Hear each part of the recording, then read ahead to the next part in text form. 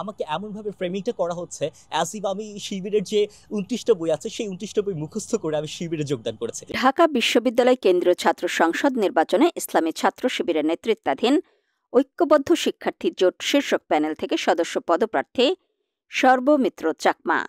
বর্তমানে ঢাকা বিশ্ববিদ্যালয়ের সমাজ বিজ্ঞান বিভাগের ২০২২-২৩ শিক্ষাবর্ষে পড়ছেন তিনি। ১৮ আগস্ট শিবিরের পক্ষ থেকে পূর্ণাঙ্গ প্যানেল ঘোষণা করা হয়। সেখানে জায়গা পেয়ে নিজের ফেসবুকে একটি পোস্ট দেন সর্বমিত্র চাকমা। তার দেয়া সেই পোস্ট পড়ে নেটিজেনদের মধ্যে তীব্র প্রতিক্রিয়া দেখা দেয়। কেউ বা তাকে শুভকামনা জানিয়েছেন, আবার কেউ বা নেগেটিভ মন্তব্য ছুড়ে দিয়েছেন। হাসান মাহমুদ নামে একজন মন্তব্য করেছেন, কত টাকায় বিক্রি করলেন নিজের আত্মসম্মান। আবার সুলতানুল আরেফিন নামে আরেকজন মন্তব্য করেছেন, অনেক বড় চমক ছিল তোমার প্রার্থিতা, শুভকামনা রইল।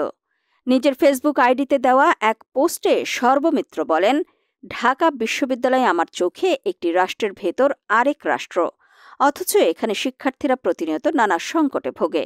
আবাসন সংকট, মানসম্মত খাবারের অভাব, গবেষণার উপকরণের ঘাটতি কিংবা স্বাস্থ্য বিমার নামে প্রহসন, এসব সমস্যা শিক্ষার্থীদের হতাশ করে তোলে।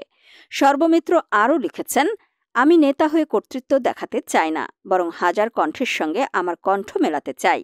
শিক্ষার্থীর মৌলিক অধিকার, নারী অধিকার, আদিবাসী ও সংখ্যালঘু সম্প্রদায়ের অধিকারের প্রশ্নে আমি সব সময় সোচ্চার থেকেছি।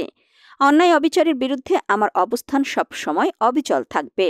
শিক্ষার্থীদের উদ্দেশ্যে সর্বমিত্র চাকমা বলেন, আপনাদের ভালোবাসা ও সমর্থনই আমাকে সামনে এগিয়ে নেবে। আমাদের সংগ্রাম চলতেই থাকবে। সব শেষে সর্বমিত্র চাকমা সকলের সহযোগিতা, সমর্থন এবং পরামর্শের প্রত্যাশা জানিয়েছেন।